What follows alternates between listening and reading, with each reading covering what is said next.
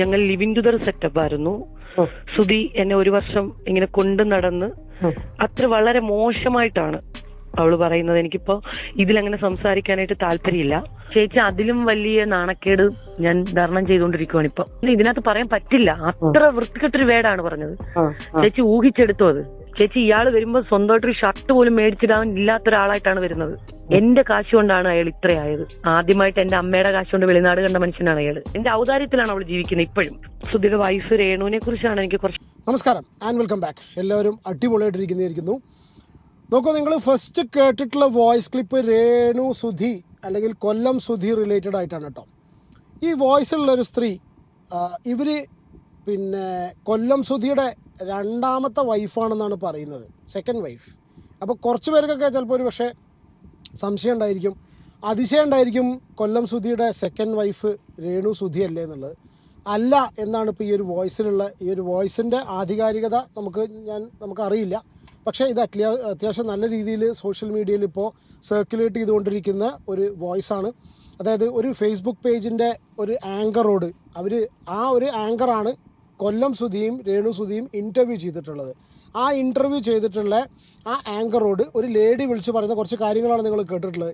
ഈ സ്ത്രീ ക്ലെയിം ചെയ്യുന്നത് ഇവർ കൊല്ലം സുധിയുടെ സെക്കൻഡ് വൈഫാണ്. അതായത് ഇവരുടെ ഈ ഫസ്റ്റ് വൈഫ് ശാലിനി എന്ന് പറഞ്ഞിട്ടുള്ള ആ മൂത്ത മകനുണ്ടല്ലോ, മകൻ്റെ അമ്മ മരിച്ചതിന് ശേഷം മരിച്ചു കഴിഞ്ഞതിന് ശേഷം ഏകദേശം ഒരു 2013 വിവാഹം കഴിഞ്ഞ് 6-7 വർഷം കൂടെ താമസിച്ച് അതിനുശേഷം ഡിവോഴ്സായിട്ടുള്ള ഒരു ലേഡിയാണ്. ഇവരുണ്ടായിരിക്കുന്ന സമയത്താണ് രേണു സുധിയും കൊല്ലം സുധിയും തമ്മിലുള്ള റിലേഷൻഷിപ്പ് ഉണ്ടാവുന്നതും അവർ ഒരുപാട് വൾഗർ മെസ്സേജസ് പിടിക്കുന്ന കാര്യങ്ങളൊക്കെ ഒരുപാട് കാര്യങ്ങൾ ഇവർ ഈ ഒരു വോയിസ് ക്ലിപ്പിൽ പറയുന്നുണ്ട്. ഞാൻ ആ വോയിസ് ക്ലിപ്പിൻ്റെ കംപ്ലീറ്റ് വേർഷൻ ഇവിടെ പ്ലേ ചെയ്യാം. ഞാൻ വീണ്ടും പറയുന്നു, ഇത് ആരാ എന്നുള്ളതോ നമ്മളതിൻ്റെ ഐഡൻറ്റിറ്റി കാര്യങ്ങളോ വെളിപ്പെടുത്തുന്നില്ല, നമുക്കറിയില്ല അതിൻ്റെ ആരാണ് ഐഡൻറ്റിറ്റി എന്നുള്ളത് എന്താണെന്നുള്ളത്. അപ്പോൾ പക്ഷേ ഇത് ഈ ഒരു ചാനലിലുള്ള അവതാരകയെ വിളിച്ചിട്ടുള്ള ചെറിയൊരു വോയിസ് ക്ലിപ്പാണ്. ഞാൻ തന്നെ സത്യം പറഞ്ഞാൽ ഞാൻ ഈ കംപ്ലീറ്റ് കേട്ട സമയത്ത് ഞെട്ടിപ്പോയി പറഞ്ഞാൽ നമ്മൾ റീസെൻ്റായിട്ട് സോഷ്യൽ മീഡിയ കംപ്ലീറ്റ് രേണു സുധീനെ ചർച്ച ചെയ്യുന്നതും സംസാരിക്കുന്നതൊക്കെ വെച്ചിട്ട് ഞാൻ കൂടുതൽ പറയുന്നില്ല. നമ്മൾ ഈ സംസാരിക്കുന്ന കാര്യങ്ങളും ഈ സ്ത്രീ പറയുന്ന സംഗതികളും കേട്ട് കഴിഞ്ഞാൽ സത്യം പറഞ്ഞാൽ ഈ ഞെട്ടിപ്പോവും. നമ്മൾ വെറുതെ ഞെട്ടിക്കുന്നു എന്ന് പറഞ്ഞ പോലല്ല, ഞെട്ടിപ്പോവും. ഞാൻ ഈ ഒരു വോയിസ് ക്ലിപ്പ് ഇവിടെ പ്ലേ ചെയ്യാം, നിങ്ങളിവിടെ ഈ വോയിസ് ക്ലിപ്പ് കേൾക്കും. എനിക്ക് പറയാം, പറഞ്ഞോളൂ. ഓൾമോസ്റ്റ് എല്ലാം കൂടി പറയാനായിട്ടും കേൾക്കാനായിട്ടുള്ള സമയം അല്ലെങ്കിൽ എൻ്റെ ഒരു സമയത്തിന്റെ പരിധി വെച്ചിട്ട് എല്ലാ കാര്യങ്ങളും പറയാൻ പറ്റില്ല. എന്നാലും അത്യാവശ്യം കുറച്ച് കാര്യങ്ങളും ഞാൻ പറയാം. എന്റെ പേര് വെളിപ്പെടുത്താനായിട്ട് എനിക്ക് താല്പര്യമില്ല. പിന്നെ ഓൾമോസ്റ്റ് എല്ലാവർക്കും എന്നെ അറിയാവുന്ന ഒരു വ്യക്തിയാണ് ഞാൻ. സുധിയുടെ വൈഫ് രേണുവിനെ കുറിച്ചാണ് എനിക്ക് കുറച്ച് കാര്യങ്ങൾ പറയാനുള്ളത്. എന്റെ ഒരു കസിൻ ചേച്ചി, അതുപോലെ എന്നെ സ്നേഹിക്കുന്ന 1-2 ചേട്ടന്മാര്. അപ്പൊ എനിക്കൊരിക്കലും അവളെ നാണം കെടുത്തണമെന്നോ ഇല്ലെങ്കിൽ അവളുടെ ഇമേജിനെ ബാധിക്കുന്നത് ചെയ്യണമെന്നൊന്നും എനിക്കൊരു താല്പര്യമുള്ള ഒരാളല്ല. പക്ഷേ എനിക്ക് എന്റെ ലൈഫിൽ കുറെ ബുദ്ധിമുട്ടുകളും പ്രശ്നങ്ങളും വന്നതുകൊണ്ട് എനിക്കിത് പറഞ്ഞേ പറ്റത്തുള്ളൂ. പറയാൻ പറ്റും. 2013 സുധി എന്നെ ഒഫീഷ്യലി മാരേജ് ചെയ്യുന്നത്. ഇപ്പം നിലവിൽ സുധിയുടെ വൈഫല്ല. ഞങ്ങൾ ഡിവോഴ്സ്ഡ് ആയിട്ട് ഒരു 6-7 വർഷമായി. കൊല്ലത്ത് കോടതിയിൽ വെച്ചിട്ടായിരുന്നു ഡിവോഴ്സ്ഡ് ആയത്. അതിന് കാരണം ഈ രേണു തന്നെയാണ്. അത് ഞാൻ പറയാം. പിന്നെ എന്നെ അറിയാവുന്ന കുറെ ആൾക്കാരോട് രേണു പറഞ്ഞുകൊണ്ട് നടക്കുന്നത് ഞങ്ങൾ ലിവിങ് ടുഗദർ സെറ്റപ്പ് ആയിരുന്നു. സുധി എന്നെ ഒരു വർഷം ഇങ്ങനെ കൊണ്ടു നടന്ന് അത്ര വളരെ മോശമായിട്ടാണ് അവള് പറയുന്നത്. എനിക്കിപ്പോ ഇതിലങ്ങനെ സംസാരിക്കാനായിട്ട് താല്പര്യമില്ല. അങ്ങനത്തെ വേർഡുകൾ സംസാരിക്കാൻ താല്പര്യമില്ല. ഈ അടുത്തിടെയാണ് ഇത് പറഞ്ഞത്. ഈ അടുത്തിടെ എന്റെ ഒരു ചേച്ചി എന്നോട്, ഞങ്ങള് ഓൾമോസ്റ്റ് പരിചയമുള്ള ഫാമിലി ഫ്രണ്ട് ഒരു ചേച്ചി കൊല്ലത്ത് മറ്റേ കാട്ടിൽ മേക്കതിൽ ക്ഷേത്രത്തിലൊരു ഷൂട്ട് ഉണ്ടായിരുന്നു.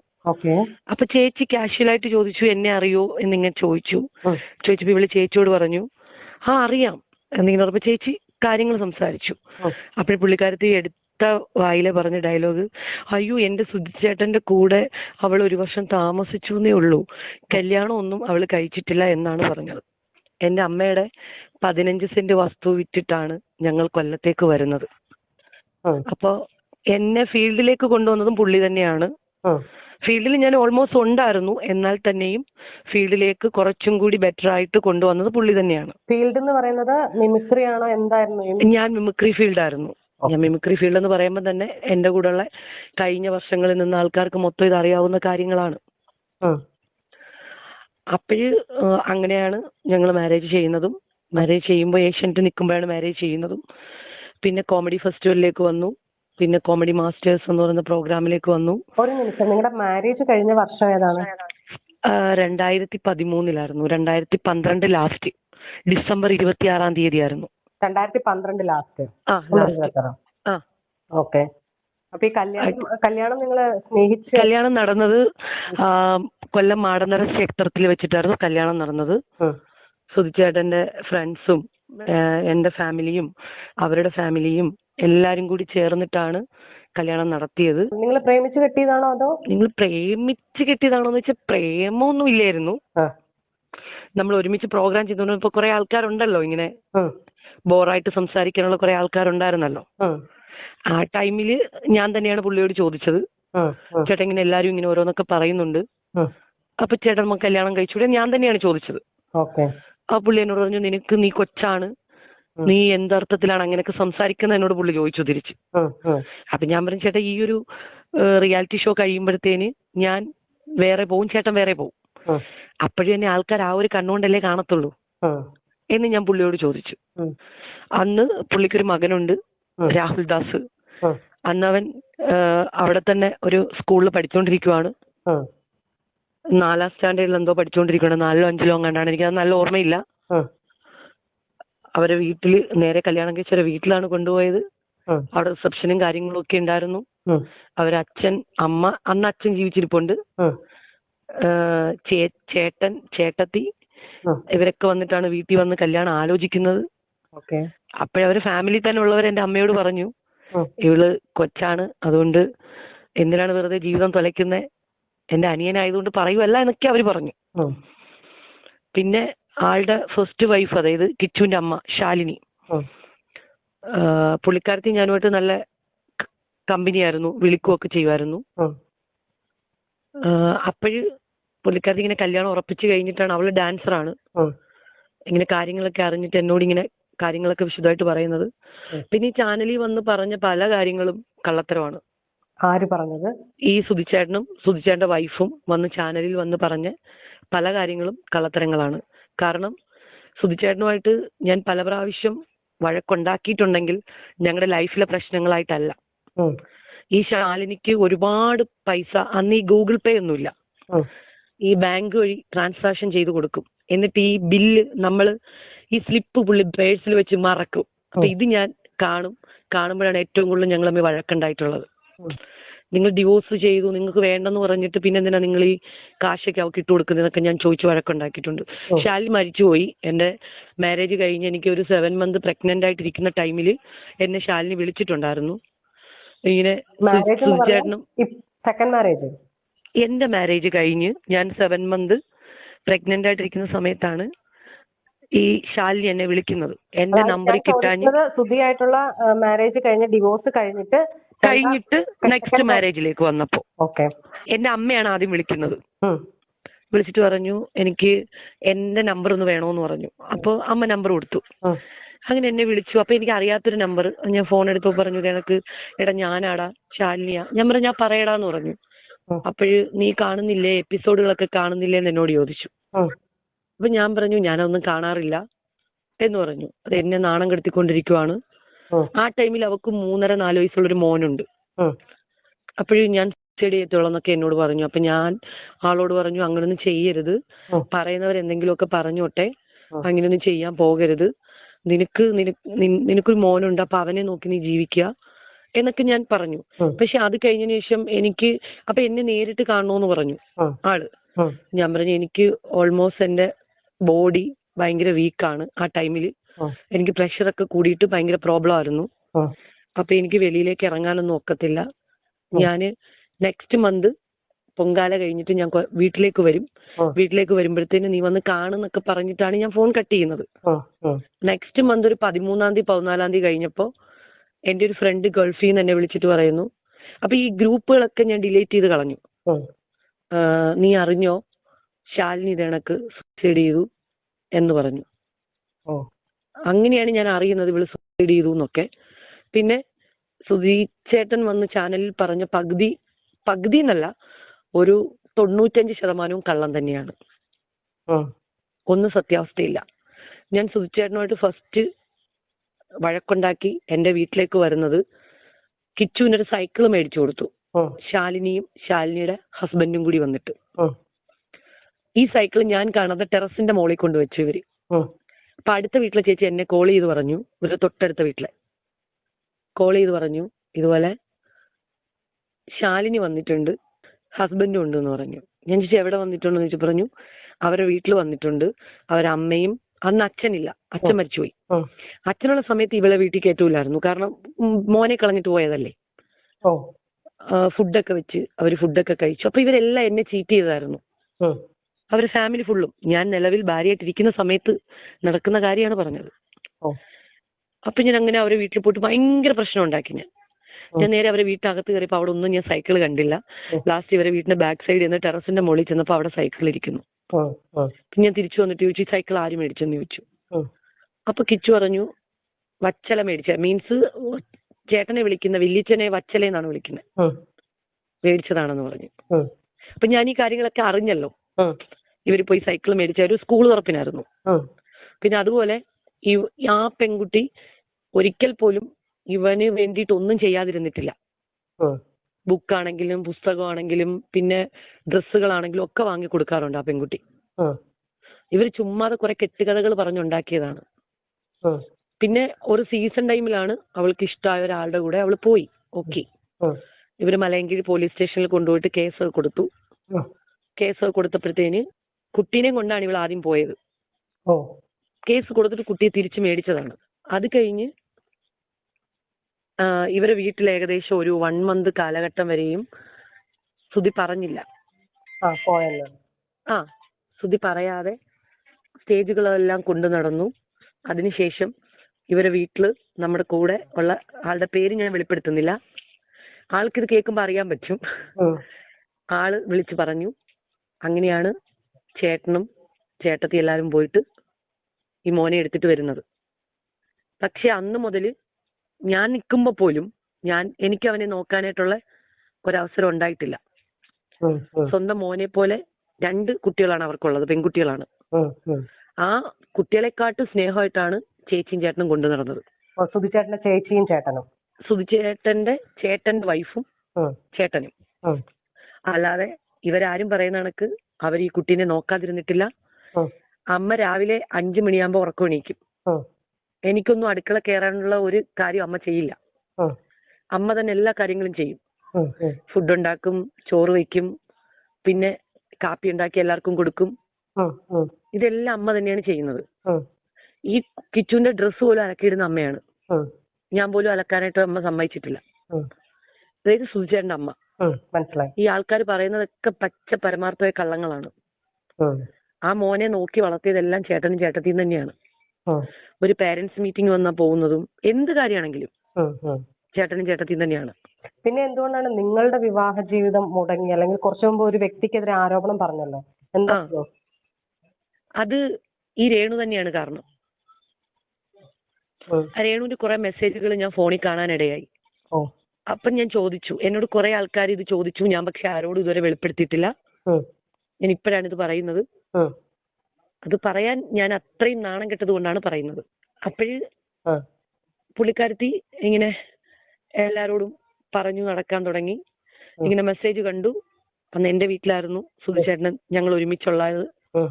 ഞാനൊരു ടീമിൽ പ്രാക്ടീസിന് പോയിട്ട് തിരിച്ചു വന്നപ്പം ഫോണിലെ മെസ്സേജുകൾ കണ്ടു. പിന്നെ സുധിച്ചേട്ടൻ ഭയങ്കര മദ്യപാനമാണ്, മദ്യത്തിന് അഡിക്റ്റ് ആയിരുന്നു പുള്ളി. നോക്കുമെന്ന് ചോദിച്ചു കഴിഞ്ഞാൽ കാശ് കിട്ടിക്കഴിഞ്ഞാൽ നന്നായിട്ട് നോക്കും പുള്ളി. കാശില്ലാന്നുണ്ടെങ്കിൽ എല്ലാരും കയ്യിൽ നിന്ന് കടം മേടിക്കും. എല്ലാരെയും വിളിച്ച് കടം മേടിച്ചെങ്കിലും പുള്ളി മദ്യപിക്കും. അങ്ങനെ ഞാൻ ഒരു ടീമിലേക്ക് റിഹേഴ്സലിന് പോയിട്ട് തിരിച്ചു വന്നപ്പം പുള്ളിക്കാരത്തിന്റെ മെസ്സേജ് കണ്ടു. അതിന് ആ മെസ്സേജുകൾ എനിക്ക് ഇപ്പോഴും ഓർമ്മയുണ്ട്, ഞാനൊന്നും മറന്നിട്ടില്ല. ഞാൻ എന്ത് ചെയ്യുന്നു ചോദിച്ചപ്പോൾ പുള്ളിക്കാരന്റെ വീട്ടിലാണ്. എന്റെ വീട്ടിൽ എന്റെ അമ്മ വെച്ച ഫുഡും കഴിച്ച് കിടന്നുറങ്ങുന്ന മനുഷ്യൻ പറയുന്നത് ഞാൻ എന്റെ വീട്ടിലാണ്. അപ്പൊ ആള് ചോദിക്കുന്നു നിങ്ങൾ പിണക്കണോ? അല്ല, പിണങ്ങാതിരിക്കാൻ കൊണ്ടാക്കിയിരിക്കുവാണെന്നൊക്കെ പറഞ്ഞ് കുറെ ഡയലോഗും കാര്യങ്ങളും ഒക്കെ അതിനകത്ത് വന്നു. ഓ, നിങ്ങളെ കുറിച്ചാണ് ചോദിക്കുന്നത്? അതായത് എന്നെ കുറിച്ച് പുള്ളിക്കാർക്ക് ചോദിക്കുമായിരുന്നു. ഓക്കെ. അറിയാമായിരുന്നു ഇന്ന പോലെ കല്യാണം കഴിഞ്ഞതാണെന്ന് അറിയായിരുന്നു. അത് ഇതൊന്നും ഒരു കേസൊന്നും അല്ലായിരുന്നു, പല കേസുകൾ ഉണ്ടായിരുന്നു. പക്ഷെ ഇത് കുറച്ച് വൾഗറായിട്ടുള്ള മെസ്സേജുകൾ കണ്ടപ്പം അന്നാണ് ഞാൻ എനിക്ക് വേണ്ട എന്നും പറഞ്ഞിട്ട് എന്റെ വീട്ടിൽ നിന്ന് എന്റെ പരിസരക്കാർക്കെല്ലാം അറിയാം. എന്റെ പരിസരക്കാരെല്ലാം വീട്ടിന്റെ ബഹളം കെട്ടിട്ട് വന്നു. ഞാൻ പൊക്കോളാൻ പറഞ്ഞു. അന്നാണ് ഞങ്ങള് പുള്ളി കുറെ പ്രാവശ്യം വന്നു കോംപ്രമൈസിന്. അപ്പം ചേട്ടനും ചേട്ടത്തിയൊക്കെ വിളിച്ചു ചോദിച്ചപ്പോ ഞാൻ പറഞ്ഞു എനിക്ക് വേണ്ടാന്ന് പറഞ്ഞു. എന്താണ് അത്രമാത്രം ഹേർട്ട് ചെയ്യുന്ന മെസ്സേജുകൾ? കുറെ മെസ്സേജുകൾ ഉണ്ടായിരുന്നു ചേച്ചി. ഹേർട്ട് ചെയ്യുന്ന മെസ്സേജ് എന്റെ കൂടെ കിടന്നുറങ്ങിയിട്ട് പുള്ളി പറയുന്നത്, പുള്ളി എന്റെ വീട്ടില് എന്റെ ബെഡില് എന്റെ റൂമിൽ കിടന്നുറങ്ങിയിട്ട് ഞാൻ എന്റെ വീട്ടിലും പുള്ളിയുടെ വീട്ടിലുമാണെന്നാണ് പറഞ്ഞത്. പിന്നെ പറഞ്ഞിരുന്നേ ആളിങ്ങോട്ട് അയച്ചേക്കുന്ന മെസ്സേജ്, ചേട്ടൻ എന്നെ കണ്ടിട്ട് പോകുമ്പോ എനിക്ക് ഭയങ്കര സങ്കടമാണ്, ചേട്ടൻ എന്റെ അടുത്തുള്ളപ്പോ എനിക്ക് ഭയങ്കര സന്തോഷമാണെന്നൊക്കെ പറഞ്ഞിട്ടൊരു മെസ്സേജ് ഉണ്ടായിരുന്നു. പിന്നെ അപ്പം പുള്ളിക്കാരൻ തിരിച്ചയച്ചിരിക്കുന്നു, എന്നേക്കാളും കൂടുതൽ ഫീൽഡിൽ ആൾക്കാരുമായിട്ട് അവൾക്ക് ബന്ധമുണ്ട്. അപ്പോ ഞാൻ എവിടെ പോകുന്നു എന്തിനു പോകുന്നു എന്ന് എനിക്ക് കള്ളം പറഞ്ഞിട്ട് വരാൻ പറ്റില്ല. അവള് നീ ഉദ്ദേശിക്കുന്ന ഒരാളല്ല. അവൾക്ക് ചുറ്റിനും ഒരുപാട് സുഹൃത്തുക്കളുണ്ട്. കാരണം ഞാനും ഫീൽഡ് തന്നെയാണല്ലോ. കള്ളം പറഞ്ഞ് എനിക്ക് ഇറങ്ങാനൊക്കത്തില്ല എന്നൊക്കെ പറഞ്ഞിട്ട് പുള്ളി കുറെ മെസ്സേജുകൾ അയക്കുന്നുണ്ടായിരുന്നു. അവളെങ്ങാനും ഇത് അറിഞ്ഞു കഴിഞ്ഞാൽ ഭയങ്കര പ്രോബ്ലം ആവും എന്നൊക്കെ പറഞ്ഞിട്ട്. അപ്പൊ ഇവര് ആക്ച്വലി വേറെ ബന്ധങ്ങളൊക്കെ ഉണ്ടാവുമല്ലോ അങ്ങനെയൊക്കെ അയക്കുമ്പോഴത്തേന്. അങ്ങനെയാണ് എനിക്ക് ഭയങ്കര ഹേർട്ടായിട്ട് കുറെ മെസ്സേജ് അയച്ചു. കാരണം രാവിലെ കൂടി പുള്ളിക്ക് ഉമ്മയൊക്കെ കൊടുത്തിട്ടാണ് ഞാൻ പോകുന്നത്. രാവിലെ പുള്ളി മഴവിൽ മനോരമയുടെ എന്തോ ഷൂട്ടാണ് ഞാൻ ഓർക്കുന്നില്ല, കഴിഞ്ഞിട്ട് വന്നു. ഞാൻ റിഹേഴ്സലിന് പോട്ടെ എന്നൊക്കെ പറഞ്ഞിട്ട് ഞാൻ എന്റെ വണ്ടിയൊക്കെ അവിടെ വെച്ചിട്ട് ഞാൻ ബസ് കയറിയാണ് പോയത്. അപ്പൊ രാവിലെ പുള്ളി ഉറങ്ങിക്കിടന്നപ്പോ നമ്മൾ അത്രയും സിൻസിയർ ആയിട്ട് ഉമ്മയൊക്കെ കൊടുത്തിട്ട് പോയിട്ട് തിരിച്ചു വരുമ്പോ പുള്ളി അടിച്ച് ഫിറ്റായിട്ട് കിടന്ന് ഉറങ്ങിപ്പോയി. അപ്പോഴാണ് ഈ മെസ്സേജസ് ഒക്കെ ഞാൻ കാണുന്നത്. അപ്പൊ നമുക്ക് ഹേർട്ടല്ലേ അത്. അങ്ങനെയൊക്കെ എനിക്ക് ഭയങ്കര ഉൾക്കൊള്ളാൻ പറ്റിയില്ല. അപ്പൊ നിങ്ങളുമായിട്ട് കല്യാണം കഴിച്ചിരിക്കുമ്പോ തന്നെയാണ് ഈ വ്യക്തിയുമായി സുധിച്ചേട്ടന് ഇഷ്ടം ഉണ്ടാവുന്നത് അല്ലേ? തീർച്ചയായിട്ടും. അത് ഞങ്ങളാ ലാസ്റ്റ് ടൈമിലാണ് ഞാൻ അറിയുന്നത്. അല്ല, അപ്പം നിങ്ങൾ കരുതുന്ന ഒരു മെസ്സേജിലൂടെ മാത്രമുള്ള ഒരു ബന്ധമാണെന്നായിരുന്നോ, അതോ അതിൽ അല്ല അവര് തമ്മിൽ കാണുന്നു എന്നൊക്കെ ഉണ്ടായിരുന്നു അതില്. അവര് തമ്മിൽ കാണുന്നുണ്ട്. ഇപ്പൊ ഇങ്ങനെ അയക്കുമല്ലോ, എനിക്ക് ഇങ്ങനെ റെക്കോർഡിങ്ങിൽ അത് പറയാനായിട്ട് ബുദ്ധിമുട്ടാണ് ചേച്ചി. അതുകൊണ്ടാണ് വൾഗർ മെസ്സേജുകളൊക്കെ ഉണ്ടായിരുന്നു. ചേട്ടൻ എന്റെ അടുത്ത് വന്നിട്ട് പോകുമ്പോ, ചേട്ടാ എനിക്ക് ഭയങ്കര സങ്കടമാണ്, ഇനി എന്നാണ് ചേട്ടനെ കാണുന്നത്? അപ്പൊ പുള്ളി പറയുന്നു എനിക്കങ്ങനെ എപ്പോഴും ഒന്നും വരാനൊക്കില്ല. അപ്പൊ നിങ്ങൾ ചോദിച്ചില്ലേ ഈ പെൺകുട്ടി? ചോദിച്ചു സുജി അടിക്കുകയൊക്കെ ചെയ്തു. ഞാൻ ചോദിച്ചു. ആ ടൈമിലാണ് കോമഡി ഫെസ്റ്റിവലിൽ ഇവര് വിന്നറാകുന്നത്. വിന്നറായിട്ട് ഒരു സാംസന്റെ ആ ടൈമിൽ ഇറങ്ങിയ ഒരു ഫോണാണ് പുള്ളി മേടിച്ചത്. കുറച്ച് നല്ല കാശുള്ള ഒരു ഫോണാണത് ആയിരുന്നു. അപ്പോഴ് ഫോണൊക്കെ മേടിച്ച് ആ ഫോൺ ഞാൻ അലമാരയിലാണ് എറിഞ്ഞു പൊട്ടിക്കുന്നത്. അലമാരയുടെ ഗ്ലാസ് പൊട്ടിയിട്ട് ഈ ഫോൺ തീ കത്തി ഇങ്ങനെ ഫോണിൽ. ഏത് വർഷമായിരുന്നു നടന്നത്? ഞാൻ ഏകദേശം ഒരു 5 വർഷം ഉണ്ടായിരുന്നു. 5 വർഷം ഉണ്ടായിരുന്നു. ഉണ്ടായിരുന്നു. ഓക്കെ. കുട്ടികളൊന്നും ആ സമയത്തായില്ല? ഇല്ല. അതിന് ആളുമായിട്ട് ഞാൻ എപ്പോഴും സ്റ്റണ്ടിങ്ങിലായിരുന്നു. ആള് 24 hours താമരയുടെ സ്വഭാവമാണ്. അത് ആളിനെ അറിയാവുന്നവർക്കറിയാം. എന്നോട് പുള്ളിയുടെ കുറെ ഫ്രണ്ട്സ് എന്നോട് ചോദിച്ചിരുന്നു, പണ്ടുകാല ഫ്രണ്ട്സ് ഒക്കെ ചോദിച്ചിരുന്നു, എന്താണ് നിങ്ങൾ തമ്മിൽ ഡിവോഴ്സ് ആകാൻ കാരണം, എന്താണ് പ്രശ്നം? ഇപ്പോഴും എനിക്ക് കുറെ ഓപ്പർച്യൂണിറ്റി മലയാളത്തിലൊക്കെ വരുമ്പോഴും പുള്ളിയുടെ പേരാണ് ഇപ്പോഴും എന്നിൽ കിടക്കുന്നത്. അതാരെന്ന് മനസ്സിലായോ? സുധിയുടെ വൈഫാണ്, ഇങ്ങനെയാണ് പറയുന്നത്. അപ്പൊ ഞാൻ തിരുത്തിയിട്ടുണ്ട് പല സ്ഥലങ്ങളിലും. സുധിയുടെ വൈഫല്ല, ആയിരുന്നു. ഇനി എനിക്ക് ആ പേര് പറയുന്നത് ഇഷ്ടമല്ല. പല ആൾക്കാരോട് ഞാൻ പറഞ്ഞിട്ടുണ്ട്. ഇപ്പോഴും ആരാണെന്ന് ചോദിച്ചപ്പോ എന്താ മറുപടി പറഞ്ഞേ? സുധിച്ചേട്ടന് കുറെ ആരാധകരൊക്കെ ഉണ്ട്. സുധിച്ചേട്ടൻ ആദ്യം ഏറ്റില്ല, കള്ളം പറയും നന്നായിട്ട്. നമ്മൾ കണ്ടോണ്ട് ചെന്നാലും ഏക്കത്തില്ല, നല്ലപോലെ കള്ളം പറയും അയാള്. അപ്പോൾ ഞാനിങ്ങനെ ചോദിച്ചപ്പോൾ പറഞ്ഞു അത് ഫ്രണ്ടാണ്, അങ്ങനെ എനിക്ക് ഒത്തിരി ആരാധകരുള്ളതില്ലയോ, ഞാനൊരു സെലിബ്രിറ്റി അല്ലേ. ഞാൻ പറഞ്ഞു ശരി, അപ്പൊ നിങ്ങൾ എന്തിനാണ് ഇതിന് റിപ്ലൈ കൊടുത്തതെന്ന് ചോദിച്ചു ഞാൻ. അപ്പൊ പുള്ളി ഒന്നും പറഞ്ഞില്ല. അപ്പൊ പുള്ളി പുഴുത്ത് തെറിയാണ് വിളിക്കുന്നത്. നിലവിൽ ഈ വ്യക്തി ജീവിച്ചിരിപ്പില്ല, നമ്മൾ ഈ പറയുന്ന വ്യക്തി ജീവിച്ചിരിപ്പില്ല. അല്ല, പുള്ളിക്ക് അറിയാം. അതുമല്ല, പുള്ളി ജൂൺ 4-ാം തീയതിയാണ് മരണപ്പെടുന്നത്. പുള്ളി മെയ് 20-ാം തീയതി എന്നെ വിളിച്ചിരുന്നു. ഞാനപ്പോ പ്രോഗ്രാം സംബന്ധമായിട്ട് ഞാൻ എറണാകുളത്തു നിന്ന് ട്രെയിനിലേക്ക് പാലക്കാട് പോയിക്കൊണ്ടിരിക്കുവാണ്. അപ്പോഴെന്നെ വിളിച്ചിരുന്നു. എന്നെ ഇത്ര വർഷത്തിനിടയ്ക്ക് വെച്ച് അപ്പോഴാണ് വിളിക്കുന്നത്. പിന്നെ എന്റെ ഹസ്ബൻഡിനോട് പുള്ളി പറഞ്ഞു എന്നെ അറിയാവോന്ന് ഹസ്ബൻഡ് ചെന്ന് ചോദിച്ചു. ചോദിച്ചപ്പം പുള്ളി പറഞ്ഞു എനിക്കറിയാം, എന്റെ വൈഫായിരുന്നു എന്ന് പറഞ്ഞു. അപ്പൊ ആൾക്കാർ ചോദിക്കും നിങ്ങളുടെ പേര് ഇതിലൊന്നും വന്നിട്ടില്ലല്ലോ എന്ന് ചോദിക്കും. അത് ഞങ്ങൾ തമ്മിലൊരു അണ്ടർസ്റ്റാൻഡിങ് ആയിരുന്നു. നാളെ നിങ്ങൾ ചിലപ്പോൾ ഒരു ആർട്ടിസ്റ്റ് ലെവലിൽ വലിയൊരാളാവും, ചിലപ്പോൾ ഞാനാകും. അതുകൊണ്ട് നമ്മളുടെ പേര് അങ്ങോട്ടും ഇങ്ങോട്ടും ഇതിൽ വലിച്ചിരിക്കാൻ പാടില്ല എന്നൊരു, ഇതിപ്പം അവള് തന്നെയാണ് അവളുടെ കുഴി തോണ്ടിയിട്ട് ഇത്ര എന്നെ കൊണ്ട് സംസാരിപ്പിച്ചത്. ഒരു കാര്യം കൂടെ സംശയത്തിന്റെ പേരിലാണ് ചോദിക്കുന്നത്. മെസ്സേജ് കണ്ടു, നിങ്ങള് വഴക്കുണ്ടാക്കി, ഫോൺ എറിഞ്ഞു പൊട്ടിച്ചു. അന്ന് തന്നെ സുധിച്ചേട്ടൻ തിരിച്ചു വീട്ടിൽ പോയി. സുധിച്ചേട്ടൻ അന്ന് തന്നെ ഡ്രസ് എല്ലാം പാക്ക് ചെയ്ത് ഞാൻ ഇറങ്ങിക്കോളാൻ പറഞ്ഞു. അപ്പൊ അന്ന് തന്നെ സുധിച്ചേട്ടൻ വീട്ടിൽ പോയി. അതിനുശേഷം പിന്നീട് നിങ്ങൾ എത്ര നാൾ കഴിഞ്ഞിട്ടാ ഡിവോഴ്സ്? ഇപ്പം കുറെ തവണ ആളുകൾ വീട്ടിൽ നിന്ന് സംസാരിക്കില്ല. ആദ്യം പുള്ളി കിച്ചുനെയും കൂട്ടിയിട്ട് കുറെ പ്രാവശ്യം വീട്ടിൽ വന്നു. അത് കഴിഞ്ഞ് ഞാൻ താല്പര്യം ഇല്ലാന്ന് തന്നെ ആ ഒരു നിലപാടിൽ തന്നെ ഞാൻ നിന്നു. എനിക്ക് താല്പര്യം ഇല്ലാന്ന് തന്നെ നിലപാടിൽ നിന്നു. അത് കഴിഞ്ഞ് സുധി വീട്ടിൽ ഒത്തുതീർപ്പിന് സുധിയും കിച്ചും കൂടിയാണ് വരുന്നത് എപ്പോഴും. അപ്പൊ ഞാൻ ഇറങ്ങി വെളിയിൽ പോകും. കാരണം എനിക്ക് സംസാരിക്കാൻ കൂടി താല്പര്യം ഇല്ലായിരുന്നു. അപ്പൊ ഞാൻ ഇറങ്ങി വെളിയിൽ പോകും. പിന്നെ ഇവര് കുറെ നേരം എനിക്ക് വേണ്ടി വെയിറ്റ് ചെയ്യും. പക്ഷെ ഞാൻ പുള്ളിയൊക്കെ പോയി കഴിഞ്ഞ് ഞാൻ അമ്മയെ വിളിച്ച് ചോദിക്കും പോയോന്ന്. അപ്പൊ അമ്മയും പോയെന്ന് പറയും. അപ്പൊ ഞാൻ തിരിച്ച് വീട്ടിലേക്ക് വരും. കാരണം ഞാൻ സംസാരിക്കാനായിട്ട് സമയം കണ്ടെത്തിയിട്ടില്ല. ഒരു പക്ഷെ സംസാരിച്ചു കഴിഞ്ഞാൽ വീണ്ടും ഇതൊരു അഡ്ജസ്റ്റബിൾ ആയിട്ട് പോകും എന്നെനിക്ക് ഉറപ്പുണ്ടായത് കൊണ്ട് ഞാൻ സംസാരിക്കാൻ നിന്നിട്ടില്ല. അപ്പോഴാ സമയത്ത് ഒരു അമേരിക്കൻ ട്രിപ്പ് വന്നു പുള്ളിക്ക്. അതുവരെ ഈ രേണു എന്ന് പറയുന്ന സ്ത്രീ എന്റെ ഒരു ചേച്ചിയോട് പറഞ്ഞു. എന്റെ ചേച്ചിയാണെന്ന് നമുക്ക് അറിയില്ലായിരുന്നു, എന്റെ കസിൻ ആണെന്ന് അറിയില്ലായിരുന്നു അവർക്ക്. ഞങ്ങളൊരു പരിചയം ഉണ്ടെന്ന് മാത്രമേ ചേച്ചി പറഞ്ഞിട്ടുള്ളായിരുന്നു. ചേച്ചി ആർട്ടിസ്റ്റ് ആണ്, അതുവരെ പറഞ്ഞോളൂ. അപ്പം എന്റെ സ്വർണ്ണമൊക്കെ ഇവരെടുത്തിട്ടുണ്ടായിരുന്നു. അപ്പോഴും ഞാൻ പറഞ്ഞു എനിക്ക് 1 ലക്ഷം രൂപ വേണം, എനിക്ക് ജീവിക്കണമെന്ന് പറഞ്ഞു. എനിക്ക് പഠിക്കണമായിരുന്നു. ഞാൻ ഇടയ്ക്ക് വെച്ച് കോഴ്സൊക്കെ ഒന്നും കംപ്ലീറ്റ് ചെയ്തില്ലായിരുന്നു. അപ്പൊ എനിക്ക് ഫീസൊക്കെ അടയ്ക്കണമായിരുന്നു. അപ്പോഴെന്റെ കയ്യിൽ ഒരു മില്ലിഗ്രാം പോലും സ്വർണ്ണം ഇല്ലായിരുന്നു എന്റെ കയ്യിൽ. അപ്പൊ ഞാൻ പറഞ്ഞു ജോയിന്റ് പെറ്റീഷൻ കൊടുത്ത് എനിക്ക് 1 ലക്ഷം രൂപ വേണമെന്ന് കോടതിയിൽ പറഞ്ഞു. ചേച്ചിയോടും ചേട്ടനോടും പറഞ്ഞു. അപ്പൊ ചേച്ചി എന്നോട് എന്തിനാണെന്ന് ചോദിച്ചു. ഞാൻ പറഞ്ഞു കോഴ്സ് കംപ്ലീറ്റ് ചെയ്യാനാണെന്ന് പറഞ്ഞു. അപ്പൊ അത് കഴിഞ്ഞപ്പോഴത്തേന് കോടതിയിൽ വെച്ച് 1 ലക്ഷം രൂപ തന്നു. പുള്ളിക്ക് അന്ന് അമേരിക്കൻ ട്രിപ്പ് ഉണ്ടായിരുന്നു, എവിടെയോ ഒരു ലോങ് ട്രിപ്പ് ആയിരുന്നു, ഒരു 2 മാസമോ 3 മാസമോ എങ്ങാണ്ട്. അത് കഴിഞ്ഞ് പുള്ളി പൈസയൊക്കെ കൊണ്ട് കോടതിയിൽ കെട്ടി എനിക്ക് തന്നു. തന്നപ്പം അതുവരെ ഇവള് പറഞ്ഞു അവൾ അത്രയും നാൾ ജീവിച്ചതിന് 1 ലക്ഷം രൂപ എന്റെ ഭർത്താവിന്റെ കയ്യിൽ നിന്ന് മേടിച്ചോണ്ടാ പോയെന്നുള്ളത്. അതുവരെ ആ ചേച്ചിയോട് പറഞ്ഞു. ഞാൻ പറഞ്ഞു ചേച്ചിക്ക് അറിയാവുന്ന കാര്യമാണല്ലോ അത് ചേച്ചിക്കെന്നല്ല ഒട്ടുമിക്ക ആൾക്കാർക്കും അറിയാം, ചേട്ടനറിയാം, ചേച്ചിക്ക് എല്ലാവർക്കും അറിയാം. നിങ്ങൾ ഡിവോഴ്സ് നടന്ന വർഷം ഏതാ? ഡിവോഴ്സ് നടന്ന വർഷം ഞങ്ങൾ മാരേജ് ആയിട്ട് ഒരു 4 വർഷം കഴിഞ്ഞതിന് ശേഷമാണ് ഡിവോഴ്സ് ആകുന്നത്. പിന്നെ മരിപ്പിന് ഞാൻ പോയിട്ടുണ്ടായിരുന്നു അവരുടെ വീട്ടില്. മരിപ്പിന് പോയിട്ടുണ്ടായിരുന്നു?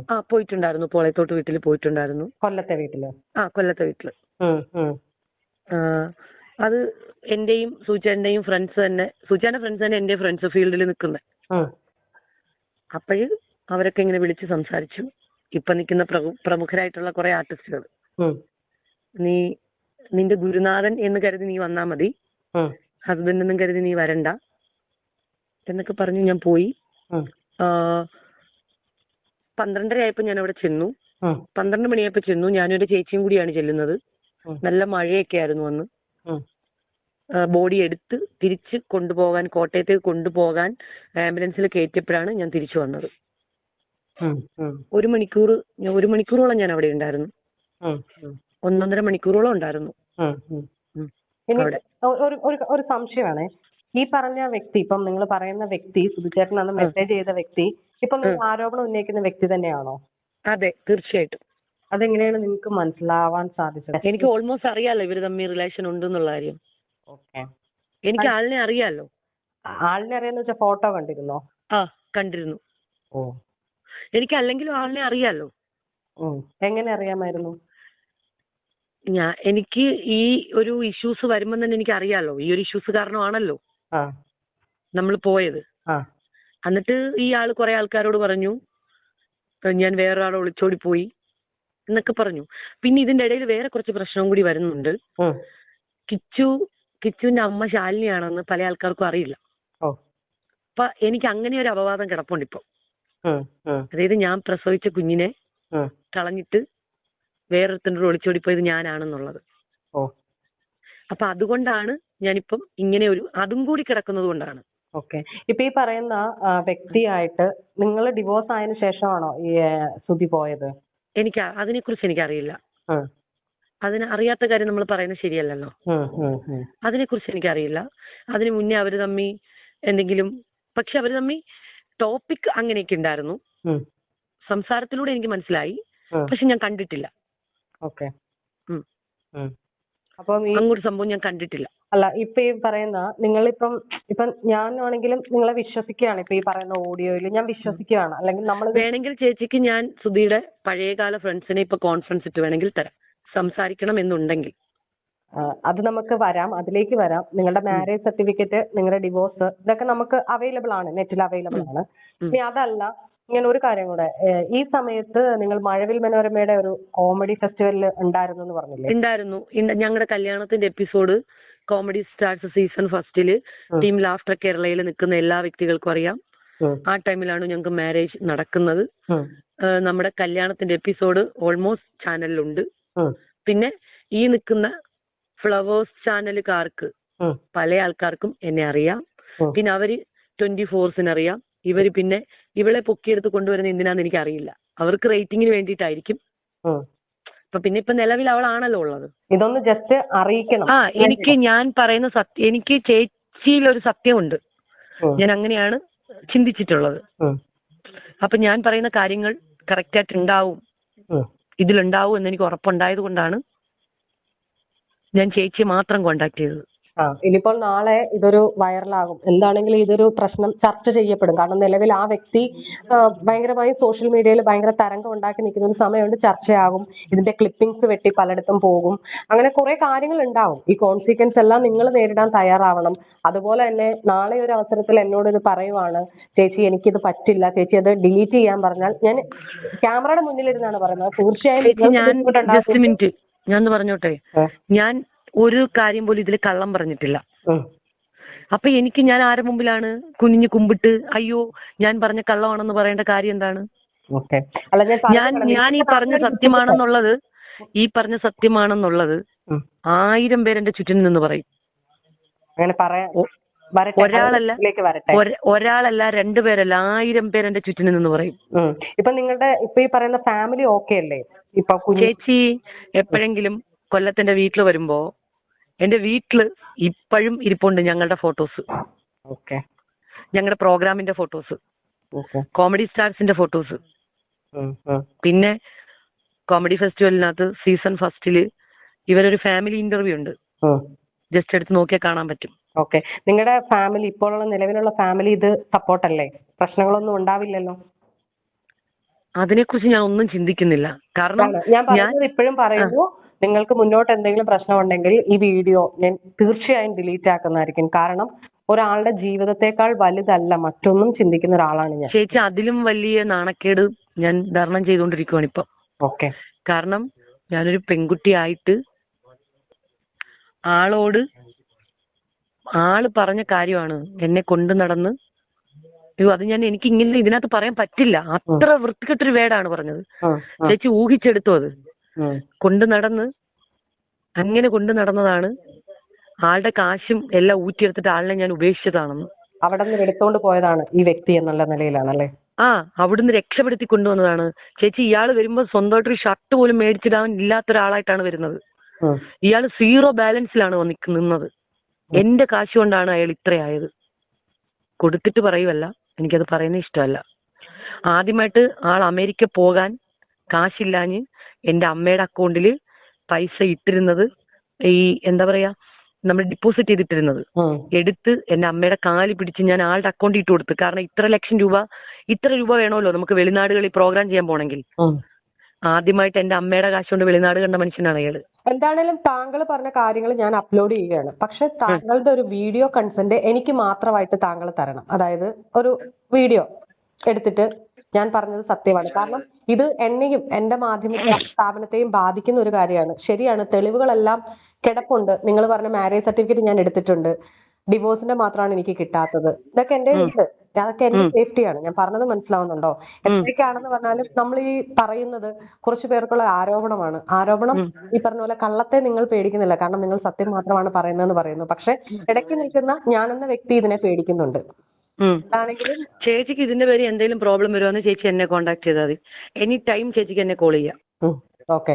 എന്താണെങ്കിലും ഞങ്ങളോട് സംസാരിച്ചതിൽ സന്തോഷം. നിങ്ങളുടെ പ്രശ്നങ്ങളെല്ലാം പരിഹരിക്കട്ടെ, അല്ലെങ്കിൽ സമാധാനമായിട്ട് ഇരിക്കുക. ഓക്കെ. ഞാൻ പറഞ്ഞില്ല ചേച്ചി, എനിക്ക് അവളെ ഒരിക്കലും കേറി മുറിച്ച് കാണണമെന്നോ ഇല്ലെങ്കിൽ അവളെ പോസ്റ്റ്മോർട്ടം ചെയ്യണമെന്നോ എനിക്ക് താല്പര്യമില്ല. എന്നെ പോലെ ഒരു പെൺകുട്ടിയാണ് അവള്. ഭർത്താവില്ലാതെ 2 പിള്ളേരുമായിട്ട് നിൽക്കുന്ന ഒരാളാണ്. പക്ഷേ നമ്മുടെ നിലനിൽപ്പിന് വേണ്ടി നമ്മളുടെ കൂടെ നിന്ന്, അല്ലെങ്കിൽ ഓൾമോസ്റ്റ് ഇങ്ങനെ പറഞ്ഞ് അവസാനിപ്പിക്കാം. ആയിരുന്നു അവര് കല്യാണം കഴിച്ചത്, അത് ഡിവോഴ്സായി, ഞാൻ കിട്ടിയല്ലോ, കഴിഞ്ഞു, മാറ്റർ ക്ലോസ് ആയി. അങ്ങനെ പറഞ്ഞ് അവസാനിപ്പിക്കാവുന്ന ഒരു വിഷയമാണ് ഇത്തരത്തിൽ കൊണ്ടുവന്നത്. അതെ, അങ്ങനെ പറഞ്ഞ് എന്റെ കൂടെ പ്രോഗ്രാം ചെയ്യുന്നവർ പോലും അവരുടെ ചൂണ്ടുവിരളിയിൽ ഞാൻ നിർത്തി എന്നെ ചോദ്യം ചെയ്യേണ്ട അവസ്ഥ വന്നു. സെൽഫ് ഡിഗ്നിറ്റി എപ്പോഴും ബാധിച്ചാൽ നമ്മൾ അങ്ങനെയാണ്. എന്ന് വെച്ചാല് എന്നോട് അവർ പച്ചയ്ക്ക് ചോദിച്ചു ചേച്ചി, അങ്ങനെ അത്രയും വൾഗറായിട്ട് എന്നോട് ചോദിച്ചു, എന്നോട് പ്രോഗ്രാം ചെയ്യുന്നവര്. താങ്കൾ പറയുന്നോടം വരെ ഈ കാര്യങ്ങളൊന്നും അറിയില്ല, മനസ്സിലായോ? 5 വർഷം ഒരാളുടെ കൂടെ ജീവിച്ച വ്യക്തിയാണ്, ഇന്ന വ്യക്തിയുടെ കൂടെ എന്നൊക്കെ ഞാനും ആദ്യം കുറെ വണ്ടറിങ് ആയിരുന്നു, മനസ്സിലായോ? ആ സമയത്ത് നിങ്ങളുടെ ആർട്ടിസ്റ്റുകളും ഒക്കെ ആയിട്ട് ഞാനൊന്ന് കോണ്ടാക്ട് ചെയ്തിട്ടുണ്ടായിരുന്നു. അവരൊക്കെ സത്യമാണെന്നാണ് എന്നോട് പറഞ്ഞത്. അതിന്റെ അടിസ്ഥാനത്തിലാണ് ഞാനൊരു ബാക്ക്ഗ്രൗണ്ട് സ്റ്റഡി നടത്തിയതിനു ശേഷം മാത്രമാണ് താങ്കളെ പിന്നെയും കോണ്ടാക്ട് ചെയ്തത്. അപ്പൊ ചേച്ചി സ്റ്റഡി നടത്തിയപ്പോ ഞാൻ ഇങ്ങനെ ലിവിങ് ടുഗദർ സെറ്റപ്പിൽ ജീവിച്ചെന്നാണോ അവര് പറഞ്ഞത്? അല്ല. അപ്പൊ ആരാണ് കള്ളി അവിടെ? ഞാൻ പിന്നെ ഇതിനെ പേടിക്കണേ? ആരെ പേടിക്കണം? ഇപ്പം ചേച്ചി എന്നോട് മുമ്പേ ഒരു ചോദ്യം ചോദിച്ചു, നാളെ നിന്റെ ലൈഫിൽ എന്തെങ്കിലും പ്രോബ്ലം? ഇപ്പൊ പ്രോബ്ലം ആണ് ലൈഫിൽ. കാരണം ഈ കാര്യങ്ങൾ ഇപ്പൊ അയാളുടെ ചെവിയിലെത്തിക്കഴിഞ്ഞാൽ ഇപ്പൊ നാട്ടു മൊത്തം പാട്ടായില്ലേ ഇത്? അത് നല്ല ഇമേജ് ആണോ എനിക്ക് ഉള്ളത്? ബാഡ് ഇമേജ് തന്നെയല്ലേ? അതെ. അപ്പോൾ പിന്നെ ഇതിപ്പോ ഇവിടെ ഞാൻ അവരെ വിളിച്ചിട്ടില്ല, എനിക്ക് നമ്പർ തന്നു, ഞാൻ വിളിക്കാൻ ശ്രമിച്ചിട്ടില്ല. കാരണം ഞാൻ വിളിക്കാൻ ശ്രമിച്ചു കഴിഞ്ഞാൽ അവരെ ഞാൻ ചിലപ്പോ ഭയങ്കരമായിട്ട് ഷൗട്ട് ചെയ്ത് സംസാരിക്കും, ചിലപ്പോ ഞാൻ തെറിയൊക്കെ വിളിക്കേണ്ട ഒരു അവസ്ഥ വരും. പക്ഷെ അവർക്കറിയില്ല ഒരു പെണ്ണ് അനുഭവിക്കുന്ന, അല്ല അവർ ആ ഒരു പറഞ്ഞ വാക്കുകൊണ്ട് എന്തൊക്കെ ബുദ്ധിമുട്ടുകൾ അനുഭവിക്കുന്നുണ്ട്, ഇല്ലെങ്കിൽ ആരെയൊക്കെ മുമ്പിൽ ഞാനിപ്പോ തലകുനിച്ച് നിൽക്കേണ്ട ഒരു അവസ്ഥ വന്നിട്ടുണ്ടെന്ന്. കാരണം എനിക്ക് തെളിയിക്കാനായിട്ട് ഞാൻ ഇതിന് ഇറങ്ങി തിരിച്ചിട്ടില്ല. ഞാൻ ചിരിച്ചു കളയുവാണ് ആൾക്കാർ എന്നോട് ചോദിക്കുമ്പോ. ഇങ്ങനെയാണ് ഒരു കാര്യം. മെനഞ്ഞാന്ന് നിങ്ങൾ വീട്ടിൽ വന്നപ്പോഴേ സുധിയുടെ കാര്യം ഞാൻ എന്റെ അമ്മയുടെ കൊണ്ടാണോ നിങ്ങളടുത്ത് പറയിപ്പിച്ചേ? ആണോ ഇങ്ങനെ ചോദിപ്പിച്ചത്? എന്റെ കൂടെ വർക്ക് ചെയ്യുന്ന ചേട്ടന്മാരാണിത്. ഇവര് ഡൗട്ട് അടിച്ച് എന്നോട് ചോദിച്ചു, എന്നോട് പച്ചയ്ക്ക് ചോദിച്ചവര്, നിന്നെ സുധി കുറെ നാൾ കൊണ്ടു നടന്നില്ലയോ എന്ന്. നേരെ വീട്ടിൽ വന്ന്, എന്റെ വീട്ടിലുണ്ടായിരുന്നു ഇവര്, വീട്ടിൽ വന്ന അപ്പൊ എന്റെ അമ്മയാണ് പറഞ്ഞു കൊടുത്തത്. ഞാനത് തെളിയിക്കാൻ നടന്നില്ല അവരുടെ അടുത്ത്. അവരെന്നോട് ചോദിച്ചിട്ട് ഞാൻ തെളിയിക്കാൻ നടന്നില്ല. ഇവര് മെനഞ്ഞാന്ന് വീട്ടിൽ വന്നപ്പോ ഇവര് രണ്ട് പയ്യന്മാരാണ് ഇവര്. ഞാൻ അന്നേരം ചോദിച്ചു, ഡേ നിങ്ങളിങ്ങി വന്നേ. എന്റെ അമ്മയെ വിളിച്ചിട്ട് ചോദിച്ചു, അമ്മ സുധി ഞാനും കൂടെ ലിവിങ് ടുഗദർ സെറ്റപ്പ് ആണോ? അന്നേരം അമ്മ എന്നെ നോക്കി എന്നോട് പറഞ്ഞ് ലീഗലി അത് മാത്രമല്ല എന്റെ അടുത്ത് നിങ്ങളോട് വർക്ക് ചെയ്ത ആർട്ടിസ്റ്റുകൾ കാരണം നമ്മളെ ചേട്ടന്മാര് തന്നെ പറഞ്ഞ് ലീഗലി സുധി കെട്ടിയിട്ടുള്ളത് മാത്രമേ ഉള്ളൂ. ലീഗലി കെട്ടിയിട്ടുള്ളത് ഈ വ്യക്തിനെ മാത്രമേ ഉള്ളൂ. ഉള്ളൂന്ന്. ഓക്കെ. എനിക്കറിയില്ല ഇത് നാളെ എങ്ങനെ ആവും എന്താവും എനിക്കറിയില്ല. പക്ഷെ എനിക്ക് എന്റെ നിരപരാധിത്വം തെളിയിക്കണമായിരുന്നു. അത്രേ ഉള്ളൂ. എനിക്ക് എന്റെ നിരപരാധിത്വം തെളിയിക്കണം, അത്രേ ഉള്ളൂ. നാളെ എന്റെ മോൻ വളർന്ന് മേപ്പോട്ട് വരുമ്പം അവന്റെ മുമ്പിൽ നിന്ന് ആരും ചോദിക്കരുത്, നിന്നെ ഇന്നാൾ കൊണ്ടുനടന്നില്ലയോ, നിന്നെ ഇന്നാൾ കൊണ്ടുനടന്നില്ലയോ എന്ന്. അത്രേ ഉള്ളൂ. കാരണം ഇത് ചെറിയൊരു ഇഷ്യൂസ് ആണ്. അവളിപ്പം പിന്നെ ഇത്രയും നാള് ഞാനിത് പോട്ടെന്ന് കരുതി അവള് ജീവിച്ചു നോക്കോട്ടെ. എന്റെ ഔദാര്യത്തിലാണ് അവള് ജീവിക്കുന്നത് ഇപ്പോഴും. ഞാൻ വേണ്ടാന്ന് വിട്ടൊരാളെയാണ് അവള് സ്വീകരിച്ചതും എന്റെ ഔദാര്യമാണ് അവിടെ ലൈഫ് പോലും. ഇപ്പം നിൽക്കുന്ന പോലും എന്റെ ഔദാര്യമാണ്.